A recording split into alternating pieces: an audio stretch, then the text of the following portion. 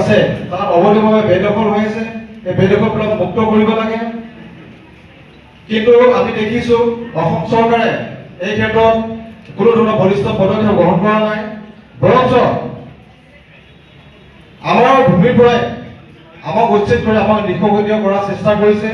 শেহতীয়াকৈ আপোনালোকে জানে যে জাগীৰোড বিধানসভা সমষ্টিৰ অন্তৰ্গত সিন্দিখৰ অঞ্চলত অসম চৰকাৰে জাগীৰোড টাউনশ্বিপ সম্প্ৰসাৰণ নিৰ্মাণ কৰাৰ বাবে ঘৰসমূহ মাটি বাৰীসমূহ জড়িত কৰি বিভিন্ন জনগোষ্ঠীৰ যি দল সংগঠন আছে সকলোৱে একেপক্ষে আমি অসম চৰকাৰক তেওঁলোকৰ এই ষড়যন্ত্ৰৰ কাৰণে আমি ধিক্কাৰ দিছো, গৰিহণা দিছো। অসম চৰকাৰে টাউনশ্বিপ নিৰ্মাণ কৰিবৰ কাৰণে আমি নিদিওঁ। এই ক্ষেত্ৰত তেওঁ প্ৰকাশ কৰক যে অসমৰ যি তিৱা জনগোষ্ঠীৰ যি খিলঞ্জীয়া ভূমিপুত্ৰ তেখেতসকলে ইয়াৰ পূৰ্বেও জাগীৰোড পেপাৰ মিলৰ কাৰণে মাটি দান কৰিছিলে, মাটি দিছিলে, কিন্তু তাৰ পৰা কিন্তু আমাৰ তিৱাৰ নামত দিলো। কিন্তু এতিয়া সেই ভূমি পাৰ হৈ আহি সিন্দিখৰ ৰৌমাৰী বিহিতা এই অঞ্চললৈকে টাউনশ্বিপ নিৰ্মাণ কৰি আমাকে নিখোঁ তিৱা জাতীয় সংগঠনবিলাকে মোৰ সমন্বয় অনুষ্ঠানটোৰ কাৰণে সময় জনাবৰ কাৰণে মোক মাতি আনিছে। আজি বিভিন্ন তিৱা সংগঠনে তিৱা মাখনলাই দখা, তিৱা সাহিত্য সভা, তিৱা ৰজা ৰাজ্য সভা আৰু ঐতিহাসিক জোনবিল মেলা উন্নয়ন সমিতি, তিৱা ছাত্ৰ সন্থা, তিৱা যুৱ ছাত্ৰ পৰিষদ, তিৱা সুৰক্ষা পৰিষদ, তিৱা ট্ৰাইবেল লীগ সকলোৱে যে মোক সম্বোধন জনাবৰ কাৰণে তেওঁলোকে সম্বোধন অনুষ্ঠান পাতিছে।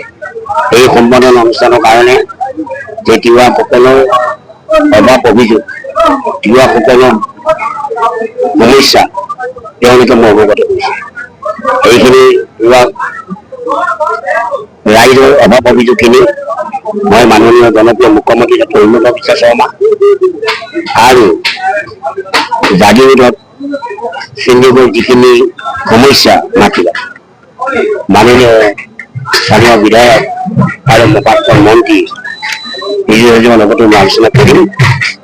আলোচনা কৰি এটা সুপথ যাতে নিৰ্মাণ কৰিব পাৰোঁ, যাতে সমস্যাটো সমাধান কৰিব পাৰোঁ, তাৰ কাৰণে মই তিৱা বিধায়ক হিচাপে মোৰ দায়িত্ব আৰু কৰ্তব্য সেইখিনি মই চেষ্টা কৰিবৰ কাৰণে চেষ্টা কৰিম।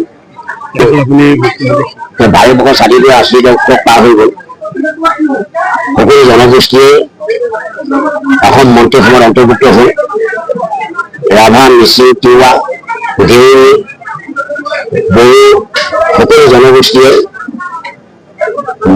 যিকোনো কংগ্ৰেছ, বিজেপি সকলো দিনতেই কংগ্ৰেছৰ দিনতো তেওঁলোকে পালে, ৰাভা, মিচিং, বড়ো আৰু কাৰ্বি আৰু এতিয়াও পাই আছে। কিন্তু একমাত্ৰ মধ্য অসমৰ তিৱাৰ বিধায়ক হিচাপে ৰাইজে পাই আনন্দিত হৈছে আৰু তেওঁলোকে বিচাৰে যে সকলো জনগোষ্ঠীৰ পৰা মন্ত্ৰী সভাত প্ৰতিনিধিত্ব কৰিলে যদি একমাত্ৰ তিৱাৰ জনজাতিয়েই অংশগ্ৰহণ কৰিব পৰা নাই। কিন্তু তেওঁলোকে আমাৰ তিৱা ৰাইজৰ আজি দাবী। গতিকে মই আশাবাদী যে সকলো জাতি জনগোষ্ঠীয়ে অংশগ্ৰহণ কৰিব পৰাকৈ যাতে এখন সুস্থ সবল মন্ত্ৰীসভা যাতে নিযুক্তি হয়, তাৰ কাৰণে মই মাননীয় মুখ্যমন্ত্ৰী এই মঞ্চৰ পৰা মই আহ্বান জনাইছোঁ যে মৰিগাঁও সমষ্টি আৰু মধ্য অসমত সকলো জাতি জনগোষ্ঠীয়ে